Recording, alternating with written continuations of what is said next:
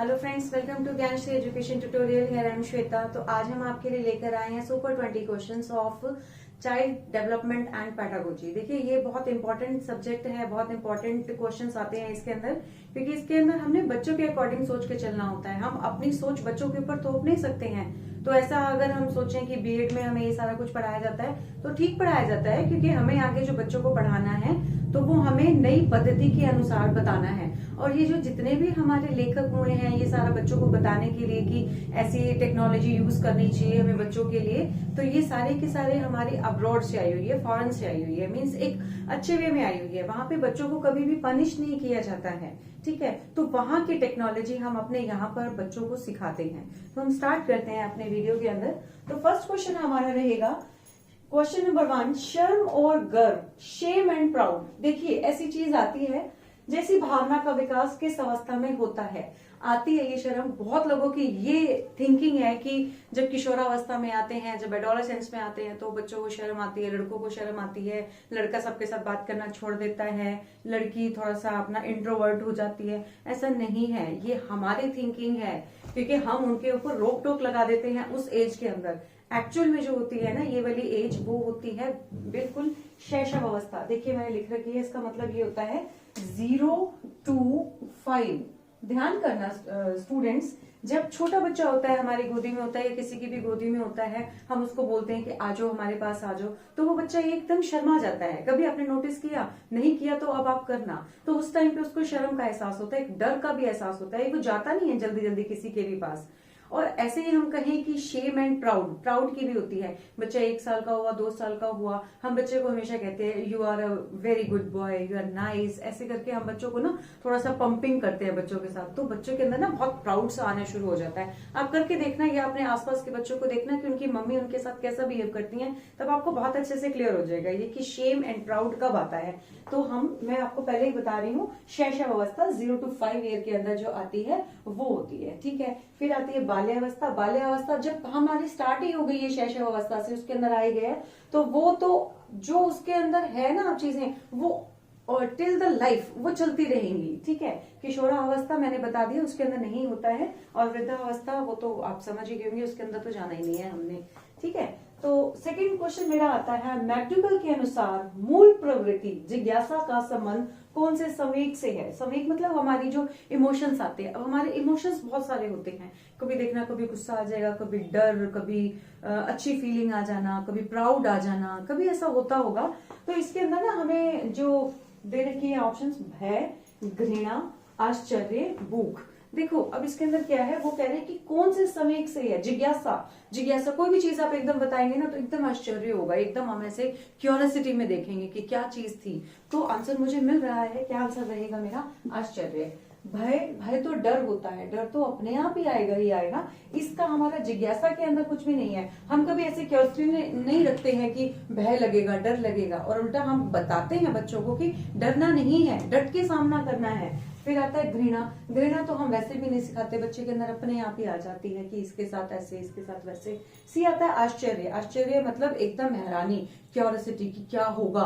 तो आंसर मेरा आ रहा है आश्चर्य। और लास्ट आता है भूख। भूख के अंदर हम कभी भी अपनी संवेग नहीं दिखा सकते हैं, वो ऑटोमेटिकली है, वो आ ही जाएगा, ठीक है। तो मेरा राइट आंसर क्या रहेगा? आश्चर्य। नेक्स्ट क्वेश्चन में चलते हैं फ्रेंड्स। नेक्स्ट क्वेश्चन मेरा ये कहता है, शैशव अवस्था की मुख्य विशेषता क्या नहीं है। फोकस मेरा किसके ऊपर है? नहीं के ऊपर। तो नहीं, क्या नहीं करता है बच्चा? बच्चा क्या करता है? सीखने की प्रक्रिया में तीव्रता बच्चा करता है। बच्चे को कोई चीज सिखाओगे ना, अगर बच्चे को ना आप एक बार सिखा के देखना, स्टूडेंट 1 2 3 4 या 1 2 3, तो बच्चे को जैसे झूले खिलाए, जो सिंपल झूले होते हैं, तो एक बच्चे को हम बोलेंगे ना 1 2 और 3, हमने पहले बोल रखा है, लेकिन बच्चा ना बार बार अपने आप बोलेगा 3 and he will focus on 3। तो उसके अंदर क्या है? तीव्रता है सीखने की, उसको वो बहुत जल्दी जल्दी सीखनी है चीजें, तो ये तो उसके अंदर है विशेषता, ठीक है। सेकंड आता है जिज्ञासा की प्रवृत्ति। जिज्ञासा की प्रवृत्ति होती है, बहुत बहुत ज्यादा होती है। आप बच्चे को ना कोई टॉय ला के देना, बच्चा आपको क्या लगता है कि नोटी है? बच्चा नोटी नहीं होता है। बच्चा उस टॉय को ना बार बार तोड़ने की कोशिश करेगा, गिराएगा, 1 बार गिराएगा, 2 बार, और जब वो जैसे फोन है, फोन के 3 पार्ट्स हो जाना, 2 पार्ट्स हो जाना, तो वो बच्चा ना कुछ तो हंसेंगे और कुछ ना मतलब ध्यान से देखेंगे कि उनको ये लग रहा है कि इसके अंदर क्या है, जिज्ञासा उसके अंदर आएगी, जिज्ञासा की प्रवृत्ति, तो ये भी उसकी विशेषता रहेगी ही, उसको मिलेगी ही। तीसरा होता है चिंतन प्रक्रिया। आंसर मेरा ये रहेगा चिंतन। चिंतन, बच्चा सोचता नहीं है। बच्चे को आप चाहे छोटा टॉय लाके दो, चाहे कोई बहुत कॉस्टली बड़े वाला टॉय लाके दो, उसकी तो सिर्फ एक ही टेंडेंसी रहेगी, उसको तोड़ना है, उसके अंदर देखना है कि क्या चीज रह रही है, लेकिन वो सोचेगा नहीं कि वो कितनी महंगी है या कैसे लेके आए हैं उसके पेरेंट्स, क्या नेक्स्ट टाइम लाके देंगे नहीं लाके देंगे, नहीं, उसके अंदर कोई डर नहीं, उसके अंदर कुछ नहीं। तो ये विशेषता नहीं होती बच्चे के अंदर, चिंतन प्रक्रिया नहीं है, वो सोचता नहीं है कभी भी कुछ भी। ठीक है, फिर आता है डी, अनुकरण द्वारा सीखने की प्रवृत्ति, ये होती है, तो तभी तो हम बच्चों को सिखाते हैं ना। आप खुद सोच के देखिए, बच्चों को अगर आप 1 2 3 10 तक सिखा रहे हैं तो वो अगले बार अपने आप ही वो चीज सोचेगा कि अब मैम आई है या अब मम्मी आई है, जो भी है मुझे ये चीज सिखाएंगी। बच्चा ना तोते की तरह रट जाता है हर चीज, जो भी आप सिखाएंगे ना वो उसको बहुत जल्दी आ जाएगी। तो ये विशेषता है। तो मेन विशेषता क्या नहीं है, क्वेश्चन फोकस करेंगे अब, शैशवावस्था की मुख्य विशेषता क्या नहीं है, विशेषता नहीं है के ऊपर क्या मेरा रहेगा, चिंतन प्रक्रिया।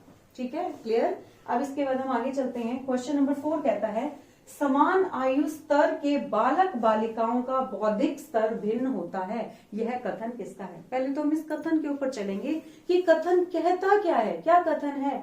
कथन है मेरा समान आयु स्तर के बालक बालिकाएं। मतलब आपकी क्लास में क्या होगा कि अगर आप 10 इयर्स के हैं तो ऑलमोस्ट बच्चे 10 इयर्स के ही मिलेंगे, जिस हिसाब से एडमिशन होता है, और 5 इयर्स में हम एडमिशन कराते हैं बच्चे का, तो लड़का भी लड़की भी दोनों के लिए सेम एज फैक्टर रखा हुआ है एडमिशन के लिए। अब उसके बाद होगा क्या, सेम ही क्लास चलेगी, सेम ही प्ले वे मेथड से कराया जाएगा, या जो भी उन लोगों ने टीचर्स ने अपना मेथड सोच रखा है उसके अकॉर्डिंग सिखाया, तो वो सीखेंगे तो एक ही के अकॉर्डिंग ना, समान आयु सेम सिखाया गया। लेकिन उनके दिमाग में क्या गया, क्या आप निकाल सकते हो, क्या आप देख सकते हो, नहीं, जो हमारी न्यूरोलॉजी कहती है वो नहीं देख सकते हैं हम।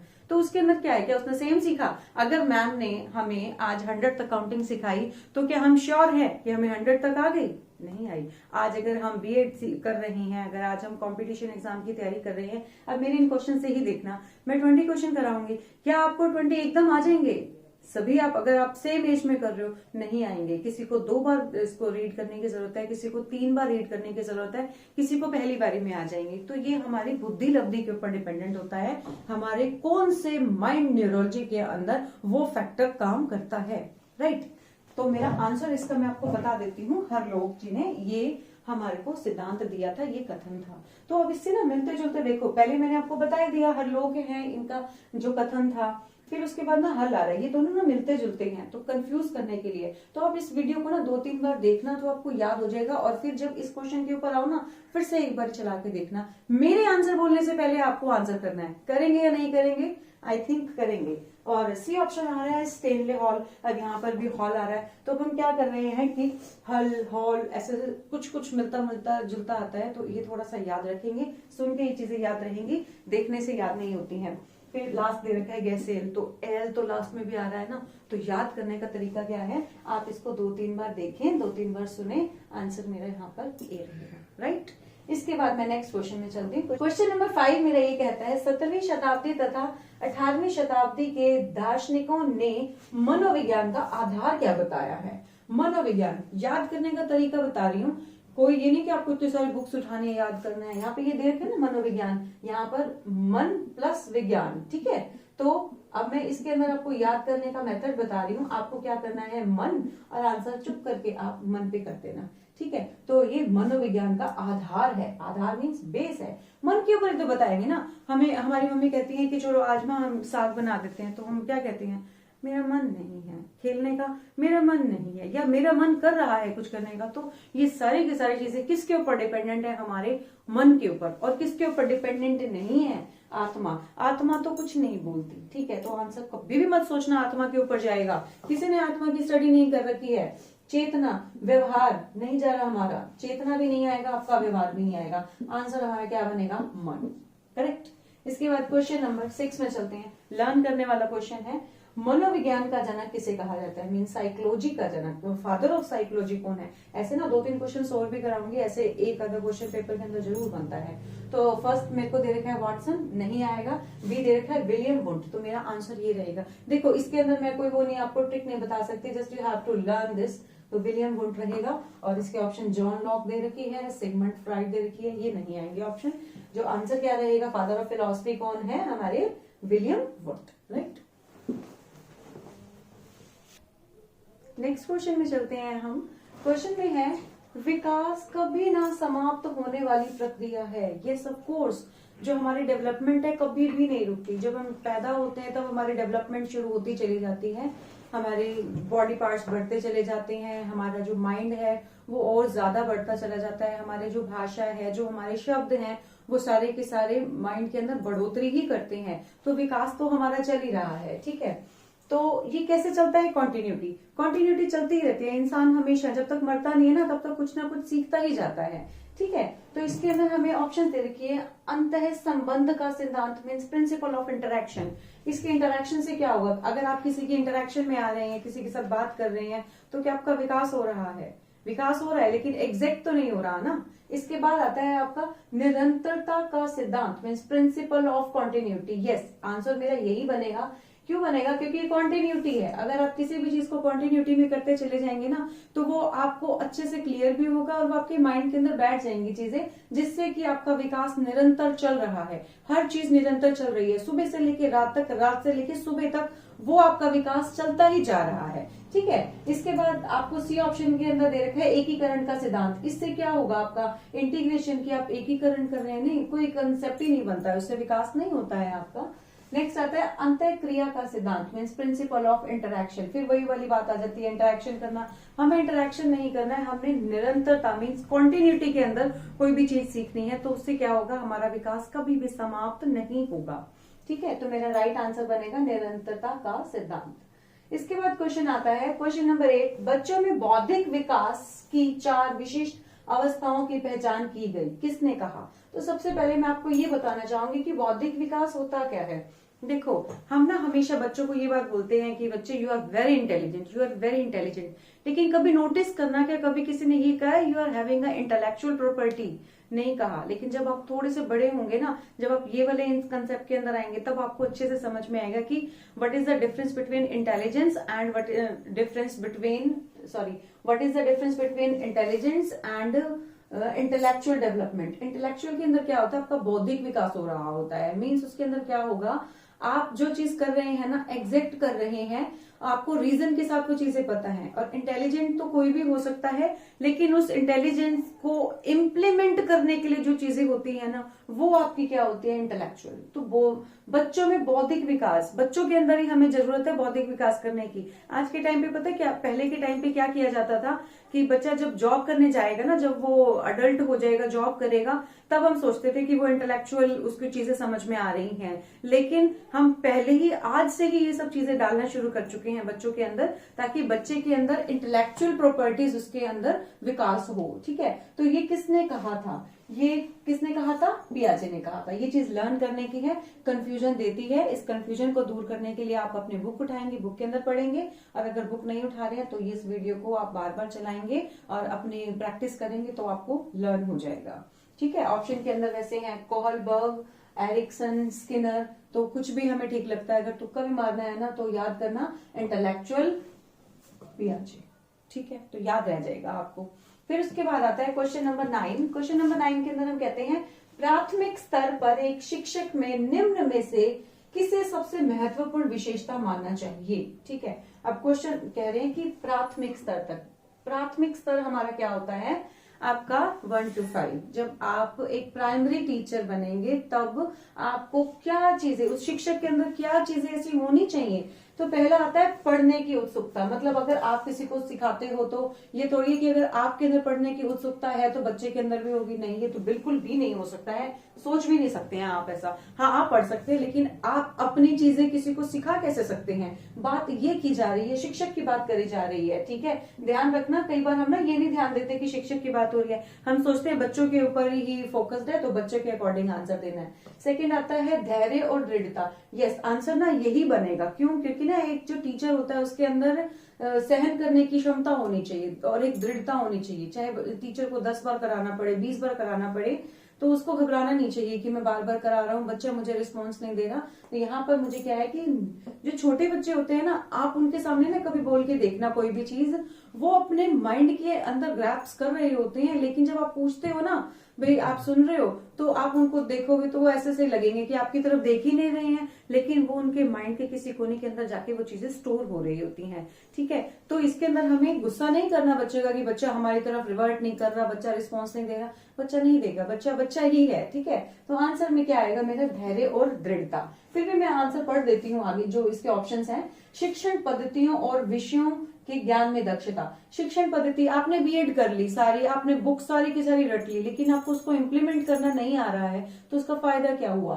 फिर आता है विषयों के ज्ञान में दक्षता। आप लेकर आ रहे हो 90% से अबव लेके आ रहे हो, लेकिन आपके अंदर गुस्सा आया, बच्चे को बिना बात पे क्लास में मार रहे हो, पीट रहे हो, तो क्या होगा। आप मानोगे उस चीज को कि बच्चे के दिमाग में घुस रहा है? नहीं, बच्चे के दिमाग में नहीं घुस रहा, सिवाय नफरत की। ठीक है, और वो हमने नहीं करानी है।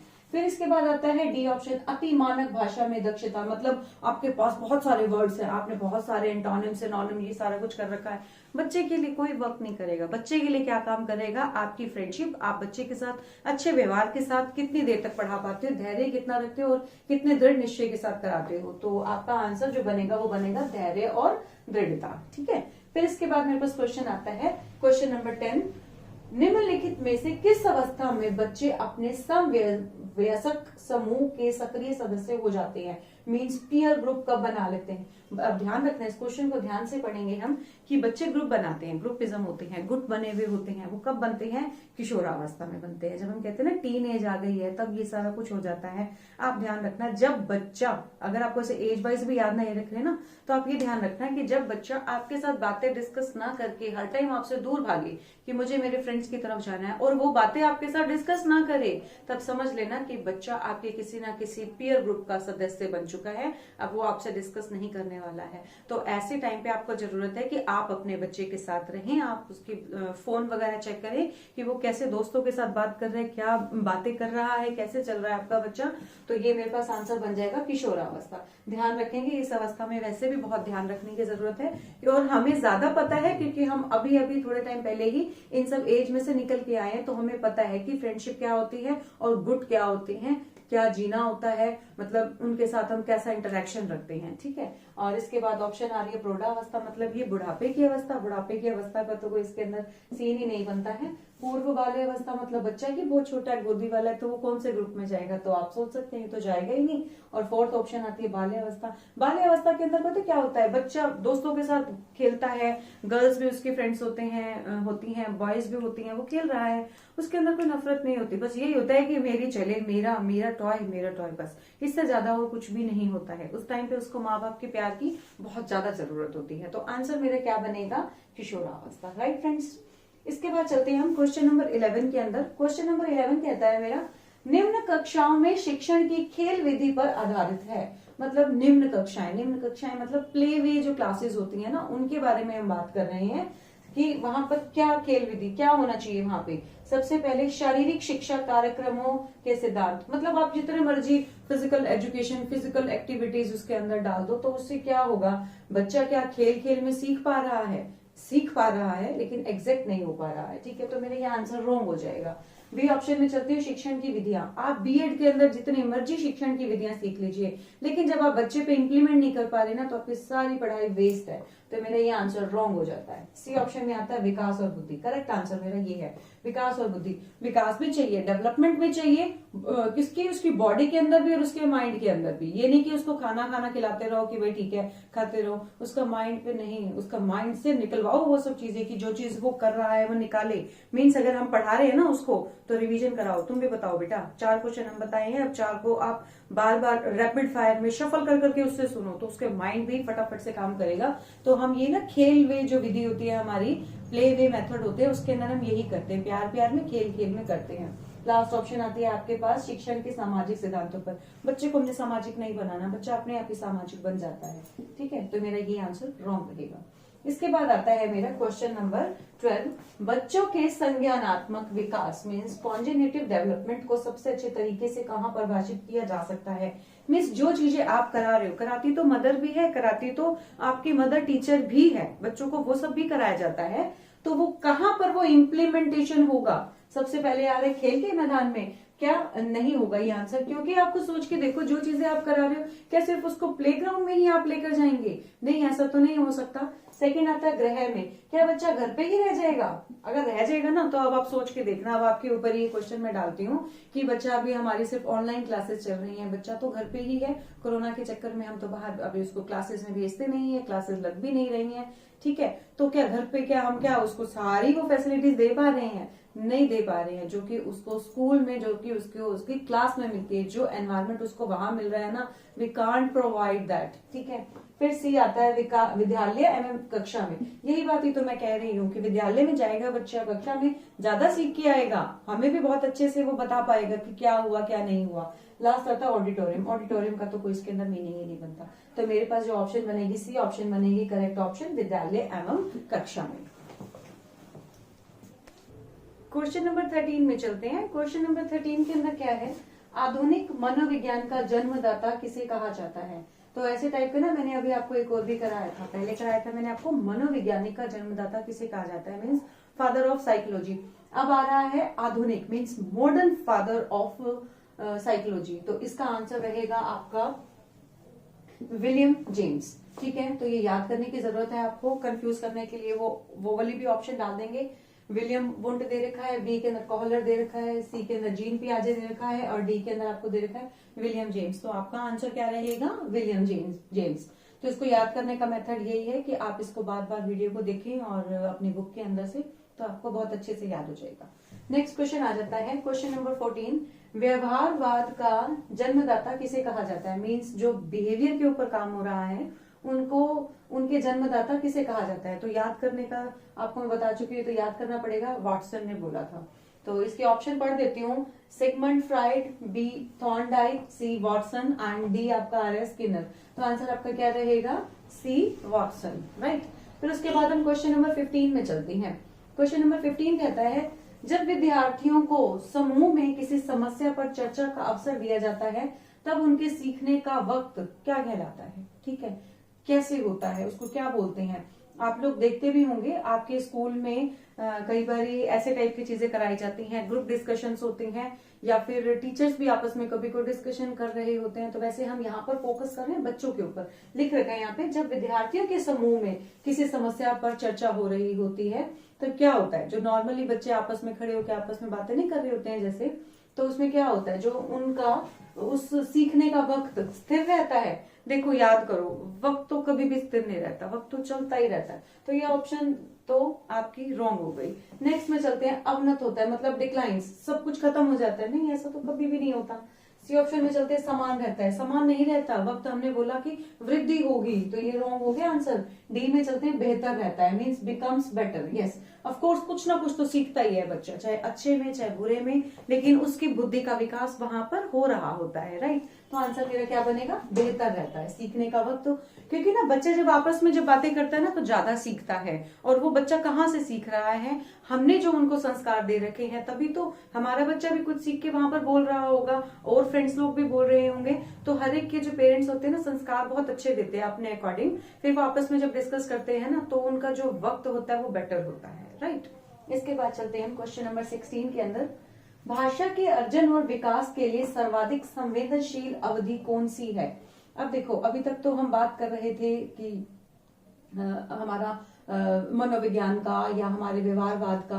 अब मैं बात कर रही हूँ भाषा के अर्जन की। भाषा जो हमारी लैंग्वेज है, उस लैंग्वेज से ही तो बच्चा सीख रहा है। क्या सीख रहा है? उसके माइंड में क्या क्या चीजें गई। अब हम कहते हैं कि कब गई। क्वेश्चन मेरा ये कहता है भाषा कितनी उसके माइंड के अंदर आ चुकी है। सबसे पहले जन्म पूर्व अवधि। ये तो आप भी समझते होंगे कि बच्चा ऐसे नहीं सीख रहा है, क्योंकि बच्चा तो अभी इस दुनिया में आया ही नहीं है, उसका विकास शुरू ही नहीं हुआ है बाहर आके।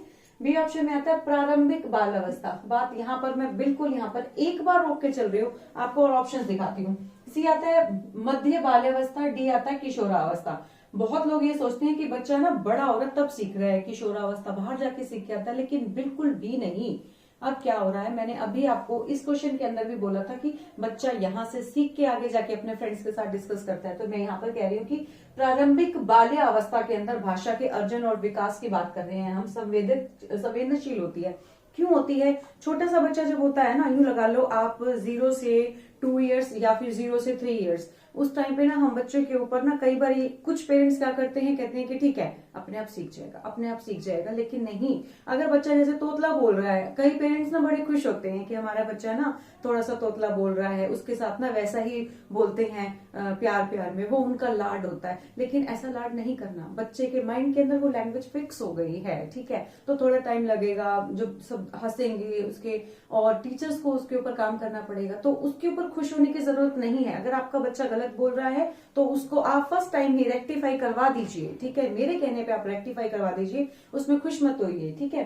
तो यहाँ पर क्या होगा, प्रारंभिक मतलब स्टार्टिंग में ही उसकी जब वोकैबुलरी स्ट्रांग हो जाएगी, उसकी वोकैब के अंदर आप अच्छे अच्छे शब्द डाल देंगे, तो क्या होगा, मध्य से ही तो प्रारंभिक में जाएंगे हम, और उसके बाद किशोरावस्था से पहले मध्य बालावस्था आ रही है, तो बच्चा लास्ट तक वही का वही संवेदनशील चलता चलेगा। तो बहुत संवेदनशील है कि आप जब बच्चे को सिखाएं तो एग्जैक्ट सिखाएं, बिल्कुल ठीक ठाक सिखाएं, एक्यूरेट सिखाएं, राइट। तो मेरा आंसर क्या रहेगा यहाँ पे, प्रारंभिक बाल अवस्था। क्वेश्चन नंबर 17 में चलते हैं फ्रेंड्स। वाइगॉत्स्की के अनुसार बच्चे सीखते हैं, कैसे सीखते हैं बच्चे, ठीक है। सबसे पहले आता है परिपक्व होने से, हम कहते हैं बाय मैच्योरेशन। बच्चे अपने आप थोड़ी मैच्योर हो जाएंगे, बच्चे अपने आप मैच्योर नहीं हो रहे हैं, बच्चे सीख रहे हैं। कहाँ से सीख रहे हैं यही बताना है, तो ये ऑप्शन मेरी रॉन्ग हो गई। बी ऑप्शन में चलते हैं, अनुकरण से, बाय इमिटेशन। स्कूल्स में क्या करते हैं कि बच्चों को ना सिर्फ रटना सिखा देते हैं। पहले की पद्धति हुआ करती थी, शिक्षा पद्धति के अंदर आता था कि बच्चों को बोल बोल के कराओ, कुछ लेवल तक ठीक है, जैसे टेबल्स कराने कुछ लेवल तक ठीक है। लेकिन अगर हम आज के मैथ्स की बात करें, वैदिक मैथ्स की बात करें ना, तो बच्चों को आज हम वो वाला मेथड नहीं करा सकते। बच्चों को तो टिप्स पर आते हैं, फटाफट से वो सारा कुछ बताते हैं, ठीक है। अबेकस है, अबेकस क्या लर्निंग के ऊपर वर्क करता है? नहीं करता है वो लर्निंग के ऊपर आपका वर्क, वो रट्टाफिकेशन पे नहीं करता, क्रैमिंग के ऊपर नहीं करता, ठीक है। फिर उसके बाद हम आते हैं सी में, वयस्कों और समवयस्कों के साथ परस्पर क्रिया से, मतलब by interacting with adults and peers. मैं तो स्टार्टिंग से कह रही हूँ कि बच्चा घर में सीखता है। फिर मैंने बोला कि बच्चा जो यहाँ पर आ रही थी प्रारंभिक बालावस्था, फिर मध्य में गया, उसके बाद आप किशोरावस्था में मानेंगे। तो बच्चा धीरे धीरे क्या हो रहा है, पहले घर पे सीख रहा है, घर से फिर वो थोड़ा सा बाहर निकलेगा, वहां पे सीख के आएगा, ठीक है। तो फिर धीरे धीरे उसके फ्रेंड्स बनेंगे तो वहां पे सीखेगा। तो बच्चे की वही वाली बात आ गई, बच्चे सीखते हैं, बच्चे यहाँ से सीखते हैं, इंटरैक्ट करते हैं, वो जब सीखते हैं बड़ों से भी इंटरैक्ट करते हैं। कई बार हम बैठे होते हैं ना, आपस में कोई डिस्कशन कर रहे होते हैं, हम बच्चों को भगा देते हैं, कुछ ऐसी बात चल रही होती है, तो ठीक है, क्योंकि बच्चा वहां पर वो चीजें सीख रहा है जो कि हम नहीं चाहते कि उसके माइंड में जाए, ठीक है। फिर उसके बाद डी ऑप्शन वैसे ही मैं पढ़ देती हूँ, जब पुनर्बल का प्रदान किया जाता है, मीन्स विद री-एनफोर्समेंट इज ऑफर्ड, मतलब उसको बार बार एक ही चीज के ऊपर फोकस करोगे तो वो चीज नहीं सीख पाएगा, ठीक है। तो मेरा आंसर क्या रहेगा, by interacting with adults and peers, right.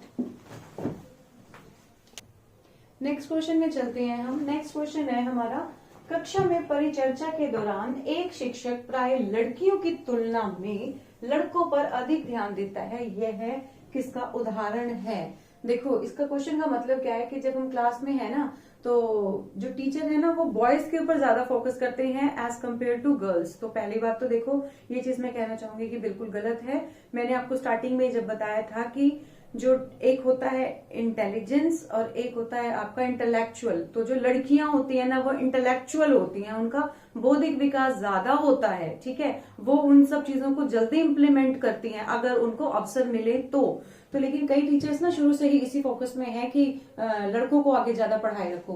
तो ये किस चीज का उदाहरण है, इसको क्या बोलते हैं? इसको बोलते हैं हम जेंडर पक्षपात। देखने पे समझ में आ रहा है पक्षपात हो रहा है, तो इसका राइट आंसर यही होता है, जेंडर बायस, ठीक है। फिर भी ऑप्शन है जैसे जेंडर पहचान, आइडेंटिफिकेशन थोड़ी करनी है हमने, नहीं। सी ऑप्शन में आता है जेंडर संबंधिता, रेलेवेंस, नो, ये भी नहीं। डी में आता है जेंडर समरूपता, कंसिस्टेंसी, नो, इसमें भी नो। तो मेरे पास जो फर्स्ट आपका बन रहा है ना ए ऑप्शन, वो आपकी सही आएगी, लेकिन वैसे ये करना गलत है। क्वेश्चन नंबर 19 में चलते हैं। वह अवस्था जब बच्चा तार्किक रूप से, तार्किक मतलब लॉजिकली से वस्तुओं व घटनाओं के विषय में चिंतन प्रारंभ कर देता है, मतलब जब वो सोचता है हर चीज को लेके, लॉजिकल को लेके, मतलब जब वो तभी सोचेगा ना जब वो माइंड से बहुत अच्छा है, हर चीज सोचना उसने, तो इसको हम क्या बोलते हैं, इसको हम बोलते हैं मूर्त संक्रियात्मक अवस्था। याद कर लेना, ये मतलब मूर्त का मतलब ये क्या होता है, कंक्रीट ऑपरेशनल स्टेज, की वो हर चीज को लाइव देखना पसंद करता है, हर चीज को देखना चाहता है। कि जैसे कोई खिलौना है वो टूट जाता है तो उसको खुशी नहीं हो रही है उसके खिलौने टूटने में। जो बहुत छोटा होएगा वो रोएगा कि उसका खिलौना टूट गया। अदरवाइज जो और बच्चे होंगे ना, जैसे आप देख के सोचना, 5th-6th क्लास के बच्चे होते हैं, उनके पास ना ढेर सारी पेंसिल्स होती हैं, मैकेनिकल पेंसिल्स होती हैं या फिर ढेर सारे पेन्स होते हैं। तो और उनके ना वो मैकेनिज्म चेक करते रहते हैं, खोल खोल के देखते रहते हैं कि क्या मैकेनिज्म इसके अंदर वर्क कर रहा है। ठीक है, तो यहाँ पर क्या आ रहा है, वो मूर्त वे में काम करता है, कंक्रीट चेक करता है हर चीज को। तो उसका क्या है, लॉजिक देखना चाह रहा है, what is the logic behind the technology, right. तो मेरे पास आंसर जो रहेगा ना वो ये रहेगा, कंक्रीट ऑपरेशनल स्टेज। फिर भी मैं ऑप्शन पढ़ देती हूँ। ऑप्शन के अंदर है संवेदी प्रेरिक अवस्था, मीन सेंसरी ऑपरेशन, नहीं उसने सेंसर से टाइप से कुछ नहीं करना, वो संवेद नहीं वहां पर प्रकट कर रहा है। बी ऑप्शन में आता है औपचारिक संक्रियात्मक अवस्था, फॉर्मल ऑपरेशनल स्टेज, इसमें भी नहीं आ रहा। सी ऑप्शन में आता है पूर्व संक्रियात्मक अवस्था, इसके अंदर क्या है कि प्री ऑपरेशनल स्टेज, इसमें भी नहीं जाना। तो मेरे पास डी ऑप्शन करेक्ट आ रहा है। ठीक है, डी ऑप्शन में मूर्त संक्रियात्मक अवस्था। उसके बाद मैं अपने लास्ट क्वेश्चन में चलती हूँ। लास्ट क्वेश्चन है अनुवांशिकता मतलब हेरिडिटी सबसे महत्वपूर्ण भूमिका का निर्वहन करती है। क्या क्या वो चीज में हो सकती है, अनुवांशिकता मतलब हेरिडिटी से क्या होता है। हम कहते हैं ना कि ये तो बच्चा बिल्कुल अपने पापा जैसा है, ये बच्चा तो बिल्कुल अपनी मम्मी जैसा है। या जब बच्चा पैदा होता है तो कहते हैं ना कि इसकी आईज तो मम्मी पे है, कलर ये वाला है। तो वो क्या है, शारीरिक है ना, that you can see, physical, आप उसको देख पा रहे हैं और आप उसको अच्छे से आइडेंटिफाई कर पा रहे हैं। तो किससे, तो वो उसकी आनुवांशिकता है। कभी ये तो नहीं कहते ना कि ये तो पता नहीं अजीब सा बच्चा है, तो यही कहते हैं ना कि इसकी शक्ल इस पर गई है, आईज ऐसी है, नोज ऐसी है। तो इसका आंसर आ जाता है बालक के शारीरिक विकास में। और जब बच्चा थोड़ा थोड़ा और बड़ा होता है तब पता चलता है कि तो बिल्कुल ही मम्मी जैसी दिखती है लड़की, ये बिल्कुल दादी जैसी दिखती है, इसके अंदर ऐसे ऐसे इफेक्ट्स आ रहे हैं। तो ये सारी चीजें आती हैं।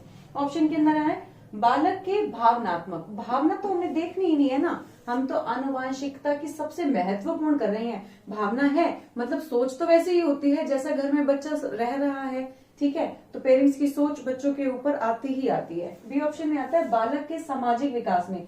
सामाजिक विकास में क्या होता है, आनुवांशिकता का कोई मतलब नहीं होता। बच्चा बाहर खेल रहा है या बच्चा नई चीजें ग्रैप्स करके आ रहा है, तो ये आंसर नहीं आएगा। C option is the right answer, बालक के शारीरिक विकास में। और डी ऑप्शन पढ़ देती हूँ, बालक के सांस्कृतिक विकास के अंदर। हाँ मतलब हो सकता है कि डांस वांस बच्चा वैसा करता हो, स्पीच वैसे देता हो सकता है, मैं ये नहीं कह रही हूँ। लेकिन हम बात करें महत्वपूर्ण भूमिका, मतलब एग्जैक्ट चाहिए होगा, तो आपका आंसर सी बनेगा, बालक के शारीरिक विकास के अंदर।